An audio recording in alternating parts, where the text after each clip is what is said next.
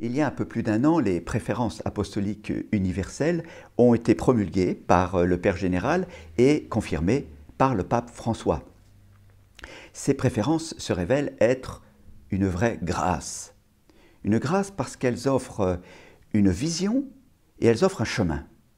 Une vision, une orientation pour les 10 années à venir et un chemin parce qu'elles sont très concrètes et précises. Très concrètes, montrer la voie vers Dieu, marcher avec les pauvres, accompagner les jeunes, collaborer pour la sauvegarde de notre maison commune. Donc, c'est une vision et un chemin que nous pouvons emprunter dès maintenant. C'est aussi un défi. Le principal défi que l'on rencontre avec ces préférences, c'est de dire « mais en quoi sont-elles originales ?» Les exercices, les pauvres, les jeunes, l'écologie. Elles le sont originales pour, je crois, 2 raisons. Parce que d'abord, elles offrent avant tout un chemin de conversion. Ces préférences ne sont pas d'abord un plan apostolique ou une invitation à travailler dans des œuvres nouvelles. Elles doivent traverser toute notre vie, toutes nos communautés et toutes nos œuvres, à travers un chemin d'abord de conversion, c'est-à-dire d'un changement de notre manière d'être. Et encore une fois, les verbes le montrent. Est-ce que, personnellement, en communauté, en institution, nous montrons la voie vers Dieu, nous accompagnons les jeunes, nous marchons avec le pauvre, nous collaborons pour le soin de notre maison commune. Et puis, elles doivent être prises ensemble. 2 images pour cela. Les préférences comme 4 notes de musique. Chaque note est belle en soi, mais c'est ensemble, en accord, mises ensemble, qu'elles révèlent leur harmonie et leur beauté. Ou encore cette image très chère à notre Père général, celle de la main.